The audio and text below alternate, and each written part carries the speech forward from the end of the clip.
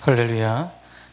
요한계시록 11장 주의 두 번째 내용인데요. 오늘 11장 1절부터 6절까지의 말씀을 먼저 봉독하겠습니다. 요한계시록 11장 1절부터 6절 말씀을 봉독해 올립니다. 또 내게 지팡이 같은 갈대를 주며 말하기를, 일어나서 하나님의 성전과 제단과 그 안에서 경배하는 자들을 측량하되 성전 바깥 마당은 측량하지 말고 그냥 두라. 이것은 이방인에게 주었은즉 그들이 거룩한 성을 42달 동안 짓밟으리라. 내가 나의 두 증인에게 권세를 주리니 그들이 굵은 베옷을 입고 1260일을 예언하리라. 그들은 이 땅에 주 앞에 서 있는 두 감람나무와 두 촛대니 만일 누구든지 그들을 해하고자 하면 그들의 입에서 불이 나와서 그들이 원수를 삼켜버릴 것이요 누구든지 그들을 해하고자 하면 반드시 그와 같이 죽임을 당하리라. 그들이 권능을 가지고 하늘을 닫아 그 예언을 하는 날 동안 비가 오지 못하게 하고 또 권능을 가지고 물을 피로 변하게 하고 아무 때든지 원하는 대로 여러 가지 재앙으로 땅을 치리로다. 아멘. 요한계시록 11장은 요한계시록 10장과 연장선상에 있으며 막간이라고 하는 두 번째 큰 재앙, 인해 재앙을 첫 번째로 해서 두 번째 나팔 재앙, 세 번째 대접의 재앙이 들어가기 직전에, 즉 인재앙이 끝나고 나팔 재앙이 들어가기 직전에 막간의 내용이 삽입이 됩니다. 마찬가지 두 번째인 나팔 재앙과 세 번째인 재앙, 대접 재앙이 들어가기 바로 그 사이에 또한 막간의 내용이 삽입이 됩니다. 요한계시록 11장은 이제 나팔 재앙에서 대접 재앙으로 넘어가기 직전에 있는 막간의 내용으로 이제 대접 재앙이 점점 더 심화된 재앙으로 펼쳐질 것이니 거기에 대한 대비하라는 경고의 메시지입니다. 그래서 막간이라고 하는 내용을 쓰는 이유는 요한 기자가 막간을 쓰는 이유는 회당이나 또한 헬라 지역에서 유행했던 연극에서 흔히 쓰는 막과 막을 전개하기 전에 생략된 부분이나 다음 막이 열리면 전개될 이야기에 대한 간략한 소개 또는 충격적인 내용이 다음 막에 열리게 되면 진행될 거라면 임산부나 노약자는 조심하십시오 등등의 이야기들이 이 막간에 사회자가 나와서 설명을 하게 됩니다. 바로 이 노약자나 임산부는 조심하십시오라는 내용으로 그러한 뉘앙스로 이제 인재앙이 끝날 때 나팔 재앙이 더 심각해지니까 나팔 재앙 직전에 막간의 설명이 들어가고, 오늘 본문처럼 나팔 재앙이 이제 그보다 더 심한 재앙이 이제 대접 재앙이 앞으로 전개될 것이니 임산부와 노약자는 조심하십시오 라는 그런 뉘앙스로 10장과 11장은 막간의 설명의 내용이 들어가는 겁니다. 그러므로 요한계시록에 이게 각 재앙마다 사이에 막간의 내용이 왜 삽입되었는가, 왜 그것을 막간 또는 삽입장이라고 설명을 하는지를 잘 이해하시면 그 내용을 파악하는 데 도움이 되실 거라 생각합니다. 특별히 요한계시록 11장은 죄송한 말씀이지만 한국교회의 사이비 이단들이 가장 많이 인용하는 구절이기도 하고 자칭 예수라고 주장하는 사람들이 가장 많이 인용하는 구절이기 때문에 조심스럽게 다루지 않을 수가 없습니다. 초대 한국교회에서는 이게 근본주의, 즉 문자주의 성경 해석으로 설교하고 성경 공부하고 그렇게 제자화된 분들이 만들어낸 교리로 교단을 만들고 교회를 만들고 그리고 사이비 이단 집단을 만들어서 지금까지 그러한 사이비 이단이 한국교회 곳곳에 뿌리 내려져 있어서 큰 성장을 이루게 되었습니다. 그것의 근간이 될 수도 있고 마지막 말세지 말에 내가 예수다, 내가 성령이다, 내가 보혜사다 주장하는 사람들이 들고 나오는 구절이 바로 오늘 요한계시록 11장의 구절이니 이것을 문자주의로 아주 미개하고 무지한 문자주의적인 해석이 아니라 2000년 전에 요한계시록을 듣는 교회 공동체, 신앙 공동체 성도들은 어떠한 메시지로 들었겠는가? 또한 요한은 어떠한 의도로 이것을 기록했고 어떠한 메시지로 들었고 어떠한 메시지로 전하기 위해서 이 내용을 이렇게 기록했는가.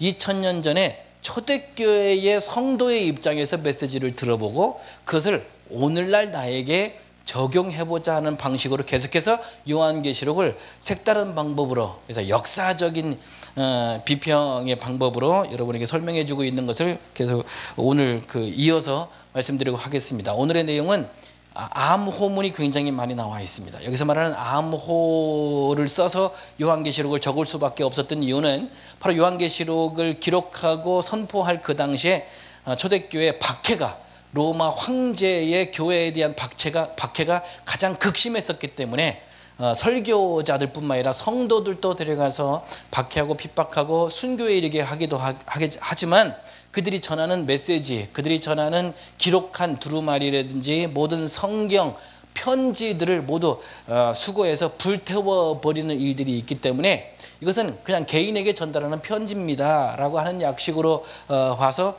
서신 검열에 걸리지, 로마 당국의 서신 검열에 걸리지 않게 하기 위해서 암호를 쓰게 됩니다. 그래서 교회라는 단어 대신에 일반적인 템플, 더 템플, 즉 성전이라는 단어를 쓴다든지 예수님이라고 하는 단어를 직접적으로 쓰기보다는 어린 양, 이건 어린 양을 뭐 예수라고 쓰지도 않았으니까 서신 검열에 들어가지는 않죠. 오늘날에도 저에게 많은 해외 선교사님들이 기도 제목을 써서 저한테 편지를 보낼 때 예수라고 쓰지 않고 XX, 뭐 이응, 시옷, 그렇게 하나님 할 때는 히읗, 니은 이렇게 그냥 자음만 써서 보내기도 하면 저희는 이것이 하나님을 뜻한다, 예수님을 뜻한다, 기도라고 하는 글자다라고 우리는 그렇게 알아듣습니다. 2000년 전에 로마 당국의 박해가 심할 때 서신으로서 바울 서신처럼 서신으로 복음을 전하게 될 때 로마 당국의 서신 검열에 걸리지 않기 위해서 암호를 써서 했는데 오늘 본문은 그러한 암호들이 굉장히 많이 나와 있는데 그 당시에 유대인들은, 그 당시 크리스찬들은 이건 아무도 아니에요. 딱 보면 이건 이런 뜻이구나 하고 보기만 하면 그냥 알 수 있는 것들입니다.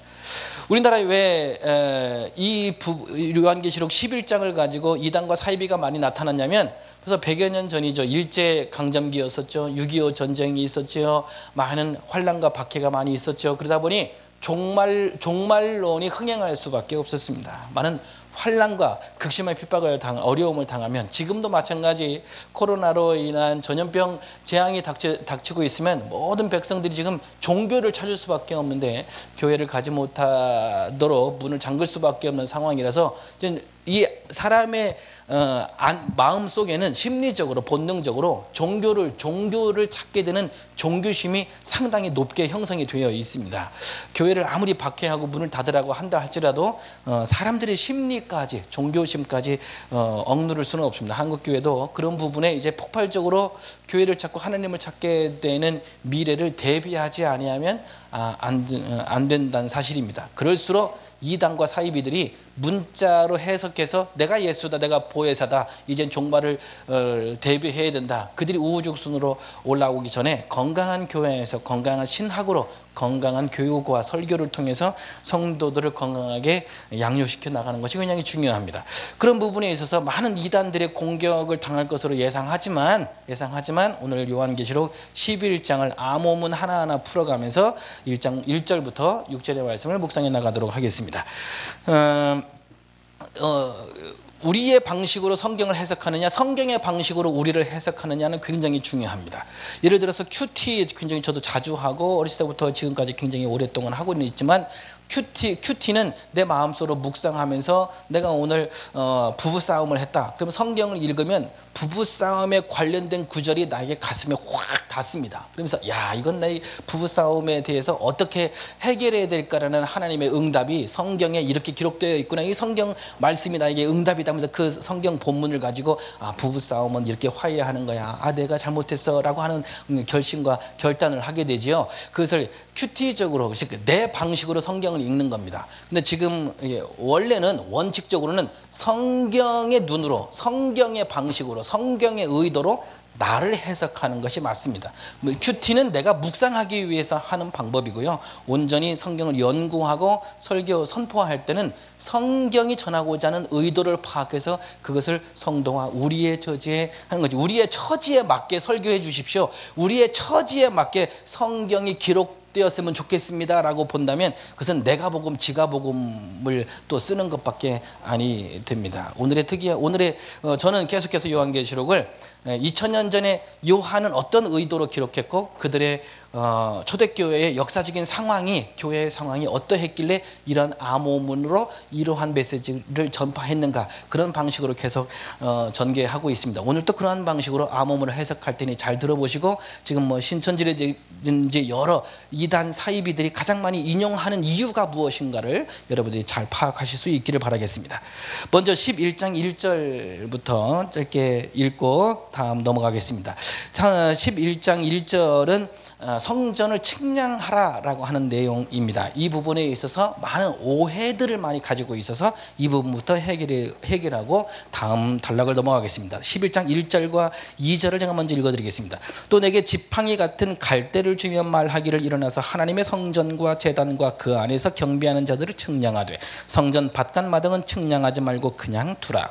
이것은 이방인에게 주었은즉 그들이 거룩한 성을 42달 동안 짓밟으리라. 성령 측량을 하라고 시킵니다. 여기서는 암호문이라고 할 것도 없이 유대 이스라엘 사람들은 지팡이 같은 갈대를 주어서 측량하라라고 했을 땐 이스라엘 사람들은 이 갈대를 잘라서 잣대로 사용했습니다. 이거는 자구나. 그래서 성경을 캐논이라고 부릅니다. 캐논이 뭐냐면 잣대라는 뜻입니다.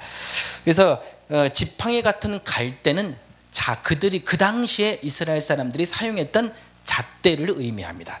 30cm, 1m 그런 뜻을 말합니다.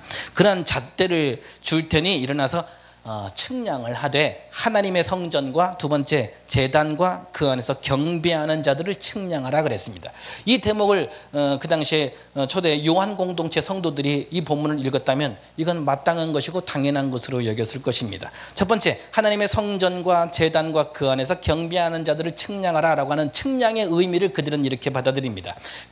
구약 성경에서부터 쭉 알고 있는 이스라엘 백성들은 측량한다라고 하는 단어에서 어떠한 메시지를 듣냐면 측량은 세 가지 의미로 구약 성경에서 이스라엘 역사 속에서 하나님이 역사하셨어.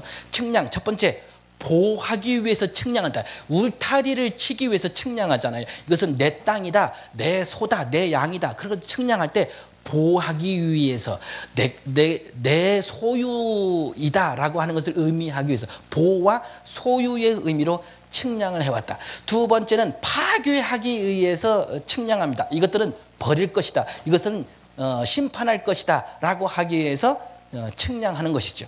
그 다음에 세 번째는 성전 재건하기 위해서 측량한다라고 하는 의미가 있습니다. 오늘의 본문은 보호와 소유의 의미로 이스라엘 백성들은 성전과 그리고 그 안에서 양이나 소나 비둘기로 피를 뿌려서 제사 드리는 제단을 보호하고 그 안에서 경배하며 하나님께 예배하는 성도들을 보호하는 건 당연지사다. 그래서 측량한다는 의미는 그것을 보호한다는 의미로 이 성경 11장 1절의 본문을 그들은 받아들였다는 겁니다. 오늘날도 이 큰 재앙 속에서 교회를 문 닫았지만, 교회를 문 닫은 것이 성전을 파괴하는 것일까, 성도들을 파괴하는 것일까? 그렇지 않습니다. 저는 그렇게 생각하지 않습니다. 이 전염병이 창궐하고 있을 때 도리어 교회 문을 활짝 열어서 성도들을 더 전염병으로 확산시키고 계속해서 성도들이 죽어나가는 모습이 계속 전개된다면 그 교회는 이 교회 교인이 죽었대, 이 교회 목사가 죽었대 라고 한다면 그 교회는 영원히 문을 닫을 수밖에 없는 상황이지요. 교회를 보호하기 위해서 교회를 문 닫을 필요도 있다라고 하는 것은 정말 명명확확한 그런 상황인 줄로 알고, 이런 시기에 교회가 박해를 당한다고 생각하지 마시고 더더욱 교회의 본질이 무엇인지, 하나님의 사랑이 어느 곳에 있는지, 그리고 하나님의 임재를 교회 건물 안에서만 경험하려고 했던 것에서 끝나서 가정에서도 하나님의 임재를, 직장에서도 하나님의 임재를, 학교에서도 하나님의 임재를 경험하기 위한 성도들의, 크리스천들의 갈급함을 통해서 곳곳에서 하나님을 만나는 역사를 기대할 수 있는 이 시기가 되었으면 하는 바람을 가져봅니다. 또한 그런데 2절에서 이러한 내용이 나옵니다. 2절에서 그러면 성전 안에, 그래서 성전을 보호하고, 자 여기에서 짚고 넘어가야 될 말씀은 성전을 보호한다, 성전과 제단과 경배하는 자를 보호하는 건 당연한데 우리는 상식적으로 성전이라는 단어를 들었을 때 우리는 교회, 건물을 생각합니다. 근데 초대교회는 성전이라는 개념에 건물이 없습니다. 요한계시록이 쓰여지고 전파될 당시에는 이미 예루살렘 성전은 파괴되었고 유대인들과 크리스찬들은 곳곳으로 흩어져서 이런 지하로 들어가서 가정집에서, 그래서 오이코스라는 단어가 교회로 사용되어지긴 했는데 교회의 정의로는 에클레시아라는 의미로 교회를 정의했어요. 초대교회 성도들은 말이죠.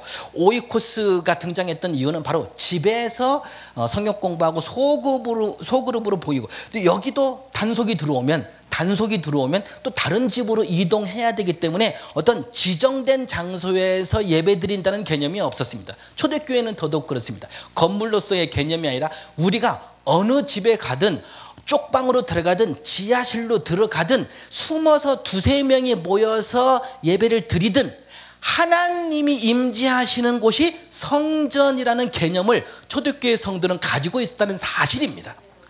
오늘날 교회 건물이 문을 닫고 출입할 수 없다고 해서 하나님이 우리를 버렸다고 우리의 신앙이 더욱더 나락에 떨어진다고 절망할 필요가 없습니다. 바로 2000년 전에 요한계시록에 종말을 재앙을 앞두고 그것을 겪고 있는, 박해와 핍박을 당하고 있는 초대교회 성도들의 성전의 개념이 하나님이 임재하시는 그곳이 성전이었다라고 하는 사실입니다.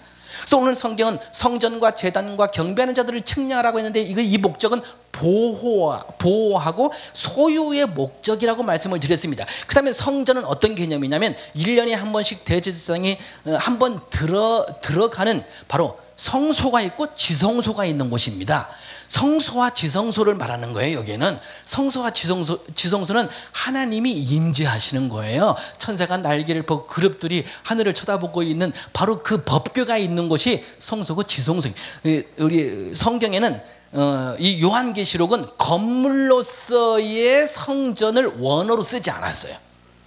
즉 지성소, 성소, 즉 하나님이 임재하시는 곳, 나오스라는 개념으로 하나님이 계신 곳, 하나님이 임재하시는 곳에 대한 의미로 성전이라는 단어를 사용했어요. 근데 한글로는 이 건물로서의 성전과 하나님이 임재하시는 지성소로서의 성전을 이렇게 그냥 한글로는 성전이라고 기록되어 있으니까 두 개념을 같이 생각하는데, 원래 원어에는 요한계시록에는 건물로서의 히에론의 성전은 없습니다.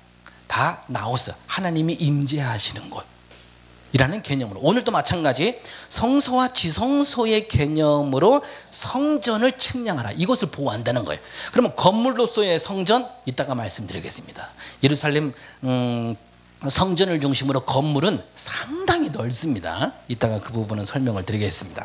자, 바로 지성소, 성소를 빠져나오면 바로 앞에 제단이 있습니다. 제단, 양 피를 뿌려서 제사를 드리는, 구약에 제단을 보호하신다라고 하는 즉 제단을 측량하라고 하는 의미로 말씀하셨을 때 초대교회 성도들은 구약에서부터 이 제단은 희생, 죽음, 구속, 속죄의 의미. 그렇다면 오늘 제단을 예루살렘 성전도 무너지고 건물로서의 성전도 없고 우리가 숨어서 드리는 지하교회, 가정집, 그곳을 우리는 그냥 예배처소라고 생각하고 있는 초대교회 성도들이 이 제단을 측량하고 하나님이 보호해 주신다는 의미는 어떻게 받아들였을까? 구약 성경에 이 제단의 쓰임새, 제단의 용도를 그대로 받아들입니다. 희생 제사를 드리는 곳이 예전에 우리의 성전에선 제단의 역할이었어. 교회, 성도가 신앙생활하면서 희생당하고 죽고 박해받고 핍박당하는 것, 그것은 우리를 위한, 우리의 신앙이 온전하여지고 하나님께 올라가는 과정이야. 나의 몸을 제단으로, 우리의 박해받는 성전을 제단으로, 그들은 그 이미지로 이 내용을 이해했다는 겁니다. 오늘날의 한국교회, 여러분 교회만 바라보지 마시고 성령의 전이신 여러분의 영혼을 정결케 하고 희생과 죽음을 통하여 희생적인 신앙을 통하여 하나님께 연락되는 영적 제사를 드릴 수 있는 이 기회로 삼으실 수 있기를 바랍니다. 하나님은 요한에게 측량하라, 보호하기 위해서 측량하라, 제단을. 여러분이 지금 희생당하고 있고 눈물 흘리고 뼈 아프게 고통당하고 있는 여러분의 이 현실을 하나님은 측량하고 계십니다. 그런데 이 기회에 교회도 안 가고 예배도 안 드리고 하나님 만날, 하나님을 사모하는 것을 다 흩어진다면 측량하지도 않을 뿐더러 이따가 말씀드리겠습니다. 어떻게 되는지. 자, 세 번째는 경배하는 자. 이건 당연히 하나님께서 측량하셔서 보호하시고 하나님이 소유하신다는 개념을 우리가 이해합니다. 근데 두 번째 이해하기 힘든 부분이 2절에 나옵니다. 11장 2절은 이렇게 말씀합니다. 그런데 성전 바깥마당은 측량하지 말고 그냥 두라. 이것은 이방인에게 주었은즉 그들이 거룩한 성을 42달 동안 짓밟으리라. 아하, 성전 바깥마당은 측량하지 말라는 거예요. 보호하지도 않고 소유하지도 않고 내버려 두라는 거예요. 내버려 두니까 이방인들이 와서 거기서 짓밟아 버린다고 그랬어요. 42달 동안 짓밟아 버린다고 그랬어요. 42달이면 1년, 2년, 3년 반입니다. 1260일입니다. 이 42달이 이게 이따가 설명드릴게요. 먼저는 이제 성전 바깥마당부터 설명을 드리겠습니다. 성전에는요, 성전 바깥마당은 이방인들이 주었다라고 하니까 우리는 문자적으로 해석하면 이렇게 해석하는데 그것은 구약을 절대 모르는 거예요. 솔로몬 성전도 모르고 예루살렘 성전도 모르고 성전이라는 개념을 전혀 모르고 성전 바깥마당이 이방인들에게 짓밟혔다는 이유로 성전 바깥마당을 뭐 이방인, 원수, 대적자, 불신자로 해석해버리는 게 대다수입니다. 근데 성전 바깥마당은 그렇지 않아요. 이건 성전 바깥 뜰이라는 거예요. 뜰. 그러면 지성소와 성소가 이게 성전 내소예요. 성전이에요. 그게 여기 성경에 요한계시록에서 말하는 성전의 의미가 이게 성소와 지성소예요. 대제사장이 1년에 한 번 들어가는 곳이라 이 말이죠. 그러면 유대인들은, 이스라엘 백성들은 어디에 머무느냐? 제사 지낼 때 어디에 머무느냐? 그래서 첫 번째 뜰이 가장 지성소와 성소 바로 앞에 있는 마당이 제사장의 마당이에요. 제사장의 뜰이에요. 그래서 제사장이 제사 드릴 때 필요한 도구들이 거기에 다 세팅되어 있어요. 그래서 이 도구들이, 이 과정들이 세팅되어 있는 도구를 만지는 그곳엔 제사장의 뜰이라고 정해놨어요. 두 번째, 그 바로 옆 제사장 뜰 바로 뒤에는 누구의 뜰이? 이스라엘의 뜰이 있어요. 그러니까 유대인의 뜰이 있어요. 그것은 유대인들이 진을 치고 거기에서 예배를 드리는 곳이랍니다. 그러면 유대인들, 이스라엘 사람들의 뜰 바깥은 누구의 뜰이 있을까요? 여인들의 뜰이 있어요. 여인들. 남녀 7세 부동석이니까 그 당시는 여인들의 뜰이 바깥에 있어. 근데 여인들의 뜰이 여인들만 들어가 아니라 가족들이 같이, 남녀가 연합 예배 드릴 때는, 큰 명절 때는 같이 들어가기도 하지만 아무튼 순서적으로는 제사장의 뜰, 그다음에 이스라엘인의 뜰, 그다음에 여인들의 뜰이 있습니다. 근데 그 바깥에는 이게 울타리를 쳐놨어요. 울타리를. 그 바깥에는 누구냐? 이방인의 뜰이 있어요. 이방인의 마당. 그럼 이방인의 마당은 하나님께 예배드리지 못하게 하는 사람들의 뜰이냐? 아니에요. 하나님을 믿겠다고 유대교로 개종한 경건한 이방인들이 하나님께 예배할 수 있도록 뜰을 만들어 놨어요. 근데 하나님의 전과 아까 성전과 가장 멀리 있는 위치에 이방인의 뜰을 마련해 놨어요. 이방인의 뜰은 불신자는 못 들어갑니다. 하나님을 나의 주로 시인하지 않는 사람은 이방인의 뜰조차도 들어갈 수가 없어요. 그럼에도 불구하고 이방인의 뜰 앞에는 울타리가 치어져 있어서 넘어가지 못해요. 그래서 거기는 경고문이 붙어 있습니다. 이 담을 넘어가는 즉시 하나님께 죽임을 당하리라. 이게 자살바위처럼 그러한 경고문이 붙어 있습니다. 그 정도로 지성소와 성소, 하나님의 존전에서 맨 끝에 있는 위치에 있는 뜰이 바로 성전 바깥마당이라고 하는 오늘 구절입니다. 불신자나 대적자나 로마 당국이나 그런 게 이방인들에게 짓밟히는 그곳이 하필 이방인의 뜰이 되었습니다. 자, 근데 이방인의 뜰이 어디서 나오냐면 요한복음에 예수님께서 성전 정화하실 때에 예수님이 성전에 기도하러 올라가시는데 예수님이 여러 뜰을 거칩니다. 뜰을 거쳐야 들어갈 수 있거든요. 뜰을 거치는데 바깥에서 출입하는 사람은 맨 먼저 밟는 뜰이 이방인의 뜰이에요. 맨 바깥이니까. 근데 이방인의 뜰에서는 어떤 일들이 벌어지냐면 대부분 제사장의 가족들이 이게 뇌물 이러면 누가 그러더군요. 야, 우리 가게 여기 장사 정말 잘 돼. 정말 1년에 10억 이상 벌을 수 있어. 그런 가게를 여러분들 생판 모르는 사람한테 줄 수 있어요? 대부분 사촌이나 가족들이나 친척들한테 주잖아요. 여러분, 이방인의 뜰에서 무슨 일이 벌어지냐면요, 거기에서는 제사장의 친족들로 구성한 장사꾼들이 제사 지날 때 필요한 소와 양과 비둘기를 판매하는 상을 펼쳐놓고 팝니다. 그리고 이방 타지에서 생활하다가 들어온 사람들은 성전세, 반세겔의 유대 동전으로 성전세를 내야 되는데 드라크마라든지 데나리올이라든지 헬라 동전에는 황제의 얼굴이 새겨져 있습니다.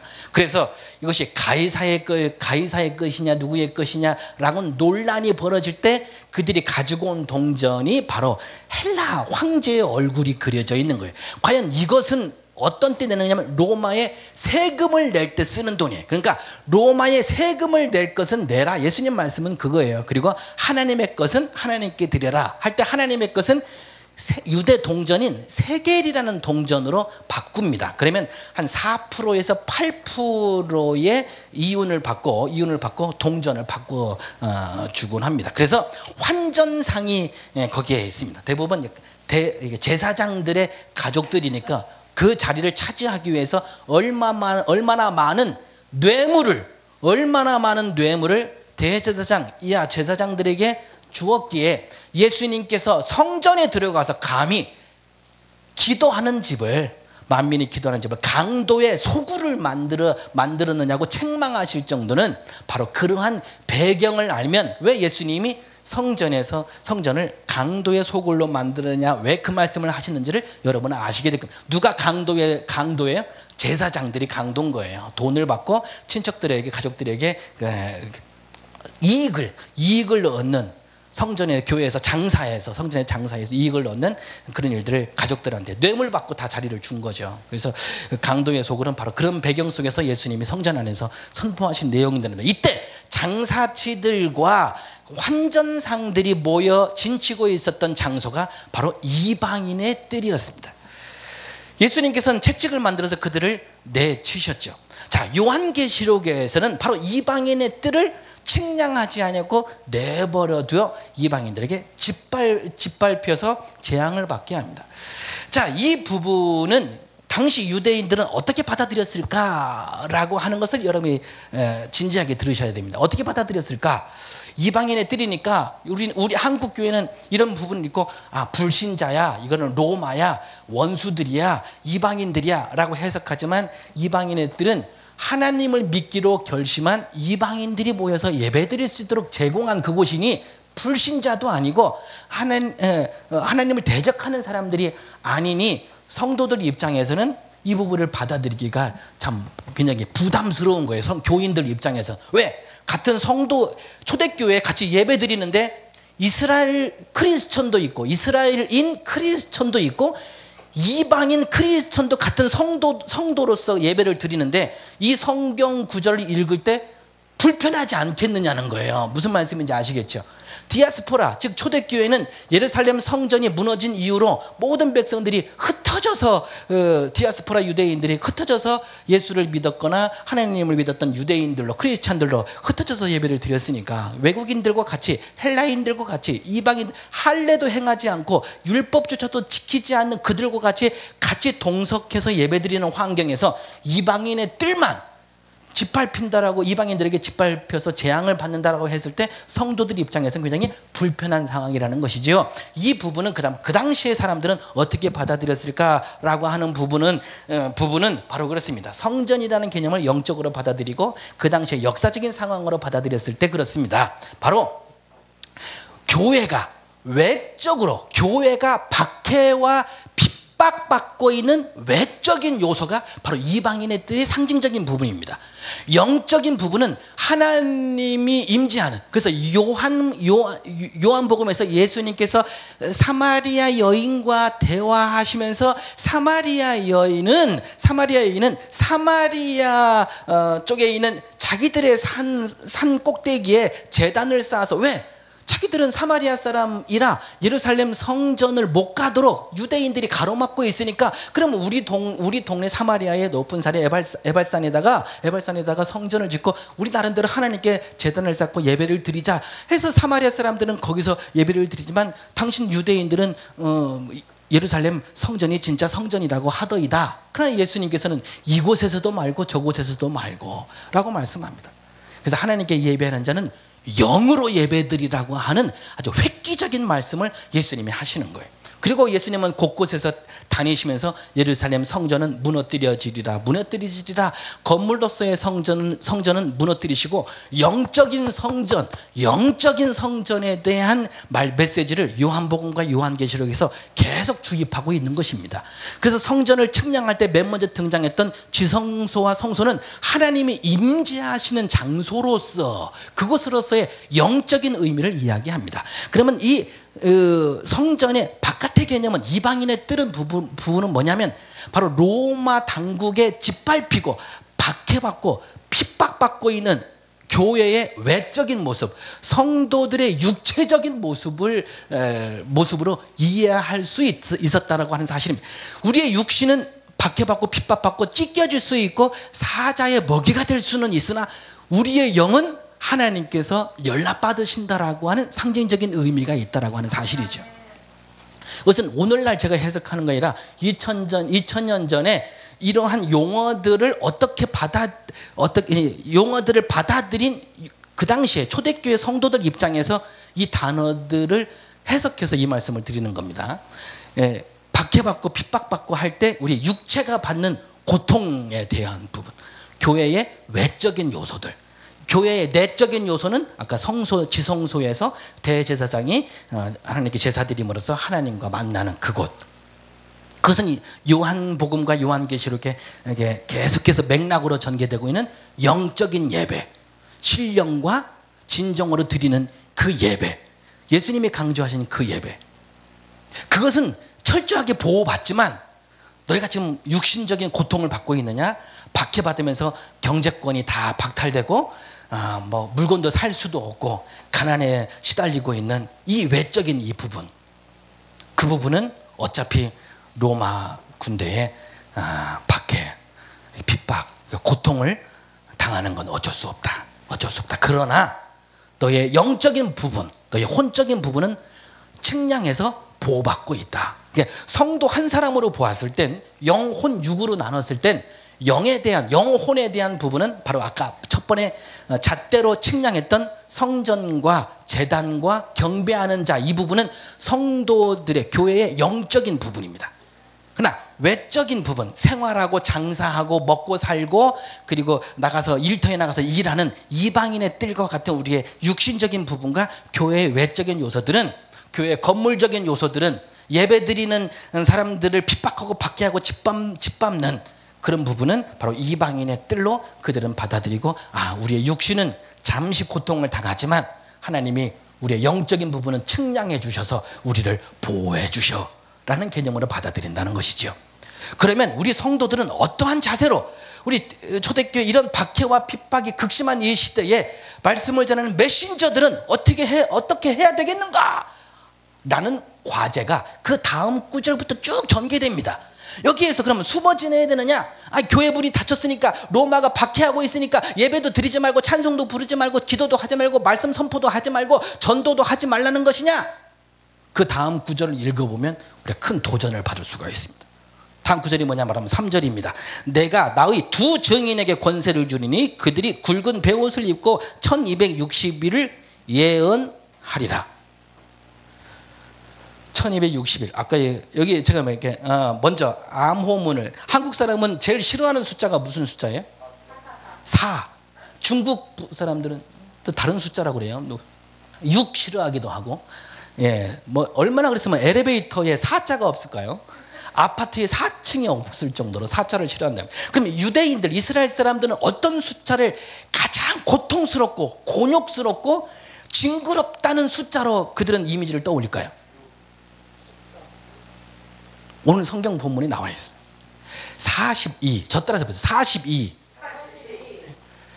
42. 저 따라서 42. 이 42가 신약 성경을 풀어나가는 아주 구약과 신약을 풀어나가는 엄청난 키입니다.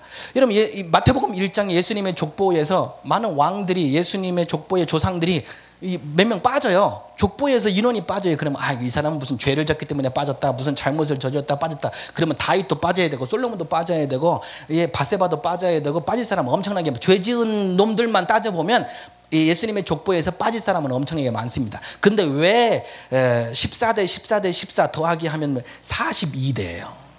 왜 42라는 숫자를 맞추기 위해서 왜 예수님의 족보의 조상들을 몇 명씩 빠뜨렸는가? 42라는 숫자를 맞추기 위해요. 42라는 숫자는 이게 마태 공동체는요 유대인들에게 전하는 편지예요. 그러니까 유대인들은 42라는 숫자가 어떤 의미인지 알고 있어요. 그래서 42, 저를 따라서 고난, 고난이라는 뜻이에요. 그래서 42는 이스라엘 백성들에게 있어서 언제부터 고난의 의미로 받아들였냐면 우리가 광야 40년이라고 하지만 명백하게 따지면 42년, 40년 되기 2년 전부터 광야 고난이 시작됐으니까 42년이 맞습니다. 또 유대인들 또한 광야 42년으로 그렇게 기억하고 있습니다. 제가 그 42가 어디에 해당되어서 나왔는지 제가 한번 하나씩 읽어 드리도록 하겠습니다.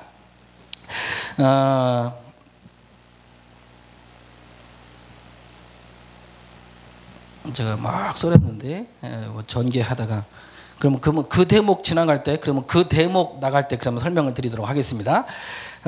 두 증인부터 먼저 나왔으니까 그 두 증인에 대해서 먼저 말씀을 드리겠습니다. 여기 나왔네요. 광야 40년인데 40 원래 2년이에요.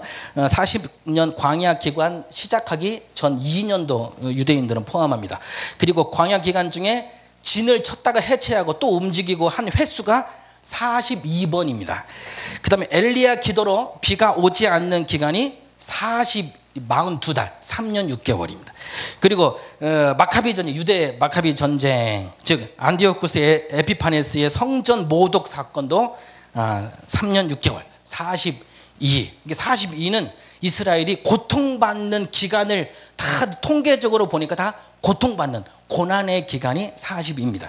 그래서 마태복음 1장에서 모든 것이 고통의 기간인데 바로 42대 마지막에 누가 오시는 거예요? 이 고통을 해체하고 고통의 끝에 메시아인 예수 그리스도가 우리의 구원주로 오신다라고 하는 선포하는 것이 예수님 마태복음의 42명으로만 딱 잘라서 족보를 숫자를 맞추고 마지막에 예수님이 등장 스타로 구세주로 우리 그리스도로 등장시켰던 의도가 42라는 숫자가 거기에 있고요. 바로 그 부분은 요한계시록에 42라는 숫자가 어떠한 의미는 42달은 1260일 있다가 또 나와요.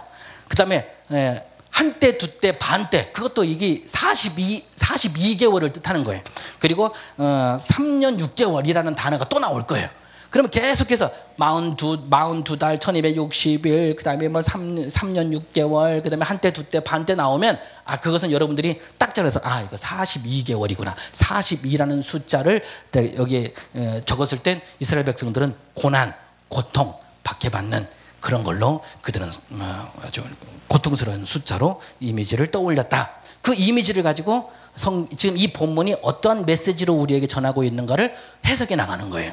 자, 3절에 내가 나의 두 증인에게 권세를 주리니 그들이 굵은 베옷을 입고 1260일 1260일이 몇 달이라고요? 계산할 필요 없어요. 42달이에요. 다 계산하면. 아까는 42달을 이방인들이 예루살렘 성은 교회를 뜻합니다. 예루살렘 성은 무너졌으니까 예루살렘 성과 똑같은 의미를 가지고 있는 요한 공동체는 교회입니다. 아무튼 42달을 짓밟는다고 해놓고 지금은 3절에는 1260일 이것도 계산해보면 42달입니다. 왜요?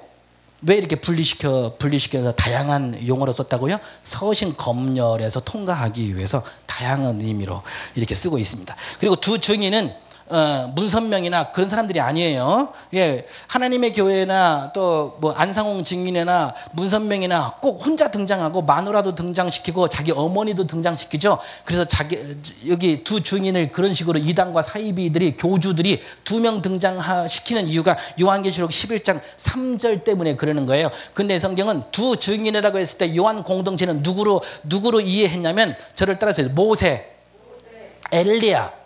예, 모세는 하나님의 율법을 받은 사람의 상징이에요. 하나님의 말씀 두루마리를 받은 사람의 상징입니다. 엘리야는 하나님께 예언, 말씀 선포자의 상징입니다. 그래서 예수님이 변화산상에서 만난 사람도 바로 모세와 엘리야를 만난 거예요. 교회 하나님의 말씀을 받은 사람, 율법, 복음의 대표자로서의 모델이 되는 사람이 모세라면 선포, 설교, 예언자의 모델이 되는 사람이 엘리야였기 때문에 그렇습니다. 이따가 또 나오는데 두 감람나무가 나와요. 두 감람나무는 어디에서 나오는? 스가랴가 나오는 거예요. 스가랴 선지자가 속해 있던 그 당시의 역사적인 상황은 바벨론 포로에서 돌아온 이스라엘 백성들이 예루살렘 성전부터 재건하자라고 했을 때 그때 왕으로서 서 있어서 왕으로서의 명령권자로서 예루살렘 성전을 재건하자 선포했던 게 왕 수룹바벨이에요. 그리고 설교하고 예언하고 하나님의 메시지를 선지자로서 메신저로서 역할을 했던 게 바로 여호수아예요. 그래서 성전과 아주 밀접하게 관련된 사람이 두 감람나무. 왜? 두 감람나무에는 구약의 선지자가 썼던 용어인데 그 선지자가 속했던 역사적인 배경이 바로 예루살렘 성전을 재건하고자 노력했던 대표적인 두 인물이 있었는데 왕 한 명이고 그리고 선지자 한 명이었다는 거예요. 그리고 또 두 촛대가 또 나와요. 두 감람나무와 두 촛대. 제가 이단과 사이비 교주들이 아니라는 것 때문에 성경이 말하고자 하는 인물이 누구인지를 말씀드리기 위해서 지금 말씀을 드리는 거예요. 두 촛대도 마찬가지입니다. 두 촛대는 요한계시록은 교회를 설명할 때 촛대라는 단어를 사용합니다. 그 다음에 이 교회가 초대교회, 즉 모세와 엘리야를 두 증인으로 상징적인 인물로 놓았고 두 감람나무는 수룹바벨과 여호수아를 상징적인 인물로 놓았다면 두 초대교회의 교회에서는 어떤 인물이 필요한가? 바로 교회 말씀을 전하시는 분이 필요한 거고 또한 모든 행정적인 질서를 이끌어 나가실 장로님들이 필요한 건 거예요. 바울이 있으면 신라가 필요한 거예요. 베드로가 있으면 야고보가 필요한 거예요. 교회에도 두 촛대들이 있다는 거예요. 오늘날 내가 예수고 우리 마누라가 또 하나님의 어머니다 그따위로 얘기하는 안상홍 증인회에 왜 이렇게 많은 사람들이 몰려가나 그랬더니 바로 요한계시록 11장 자기가 두 증인이래요. 자기가 두 감람나무래요. 자기 부부가 두 촛대래요. 요새 한학자라는 양반이 왜 이렇게 곳곳에 책을 내고 세미나를 하고 다니는 거 인터넷에 홍보를 이렇게 많이 하고 다니는지 모르겠습니다.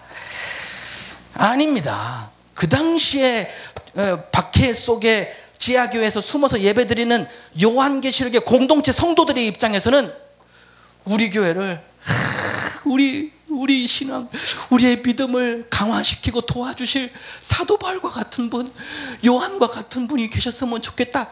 하나님께 말씀을 받는 사람, 그리고 예언하는 사람이 좀 있었으면 좋겠다. 우리에게도 하나님의 말씀, 하나님의 소리 듣고 싶습니다. 하나님이 내려주신 이 시대에 우리에게 주시는 하나님의 말씀을 듣고 싶습니다. 즉 모세가 갈급하고 이스라엘 백성들이 갈급해하는 하나님의 계명의 말씀을 듣고 싶어하는 그들의 갈급함, 그리고 선포하는 예언자, 설교자, 선교사가 초대교회예요. 죄송하지만 제일 먼저 끌려가 죽었어요. 무슨 말씀인지 아시겠어요? 어제까지 설교하셨고 어제까지 우리 교회 초대교회 교회를 목회해왔던 목사님들은 벌써 어떻게 갔다고요? 끌려가서 죽었어요. 그럴 때마다 새로운 두 증인을 사모하는 거예요. 두 감람나무를 사모하는 거예요. 두 촛대를 초대교회는 사모했어요. 근데 오늘날 이 대목을 가지고 내가 예수다 하는 사람들이 이것을 사용하는 것으로 제가 얼마나 마음이 아픈지 모릅니다. 그들이 당하는 박해받고 있는 기간이 1260일, 42달. 그 숫자에 여러분이 매이지 마십시오. 그 숫자가 전천년설, 후천년설 그 숫자 매김하는 것으로 나왔는데 하등 의미가 없습니다. 여러분 외국 사람들이 한국의 엘리베이터 타고 왜 4층인데 F라고 써놨지, 외국 사람들이 이해 못하는 것처럼 여러분들은 유대인들의 이해력을 가지고 42라는 숫자를 유대인들이 어떻게 이해하는가를 여러분이 이해하셔야 엘리베이터의 F의 의미를 여러분도 이해할 수 있는 거예요. 무슨 말씀인지 아시겠죠?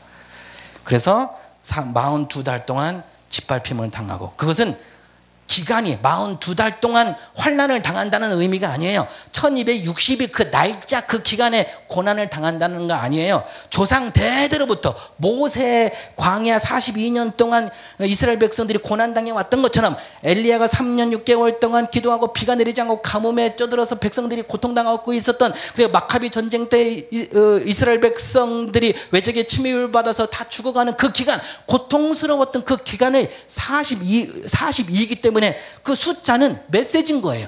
너희가 그렇게 고난을 당할 거야. 그 기간이 42달 동안이야. 그런 게 아니라 10년도 될 수 있고 20년도 될 수 있지만 고난을 당할 거야 라는 그런 간단한 의미라는 사실은, 이러한 암호를 쓰는 이유가 바로 42개월이 묵시적 기간으로 중요한 의미를 가지고 부각되는데, 이거는 과거 유대인들이 겪어온 정승으로 따져왔을 때 숫자가 주는 메시지, 고난이라는 이미지를 떠오르게 하기 위해서 초대교회 성도들에게 고난하면 42 딱 던지면 초대교회 성도들은 그것을 받아들여요. 근데 우리는 한국 사람들은 날짜 계산에 달력 펼쳐놓고, 야 그러면 이게 코로나가 42달 동안 갈 거야, 3년 6개월 동안, 그런 식으로 계산하면 성경을 문자적으로 계속하는 것밖에 안 된다는 말씀을 드리는 겁니다. 그래서 교회가 처한 고난의 현실과 하나님의 구원의 계획을 동시에 지각하기 위한 그런 메시지로 암호를 썼어요. 그렇다면 어떻게 한다? 이 고난에 이 박해받는 로마 황제에게 극심한 박해받고 있는 초대교회에 목사도 없고 말씀을 전하는 메신저도 없지만 어떻게 한다고요? 두 증인을 또 세우겠다 이거예요. 희망을 가져라 이거예요. 너희 성도들, 너희 신도들을 위로하고 격려해 줄 메신저들을 하나님이 계속 보내주실 거라 이거예요. 희망을 가지고 소망을 가지고 경배하는 자로 성전에 머물라 이거예요. 하나님의 임재를 기다리고 하나님의 임재를 곳곳에서 체험하고 있으란 말이죠. 두 증인 보내줄 거라요. 하나님의 모세가 시내산에서 율법을 받은 것처럼 하나님의 정확한 메시지를 받아서 엘리야처럼 예언하고 여호수아처럼 예언하고 다시 성전과 같은 보이지 않는 성전이지만 영적인 성전이지만 그 성전을 재건하고 여러분의 신앙을 다시 재건시킬 인물들을 보내줄 테니 42달 즉 고난의 기간에 참고 견뎌라. 1260일 동안 참고 견뎌라. 오늘 이 코로나가 언제 끝날지 모르지만 성도 여러분 참고 기다리십시오. 영적인 성전을 사모하십시오. 하나님이 내리시는 메시지를 사모하십시오. 그래서 내가 처한 곳이, 내가 서 있는 곳이 교회고 성전, 지성, 하나님이 직접 임재하시는 지성소, 그곳을 잣대로 하나님이 측량하셨고 그곳은 파괴하지 아니하시고 보호하셨다는 사실입니다.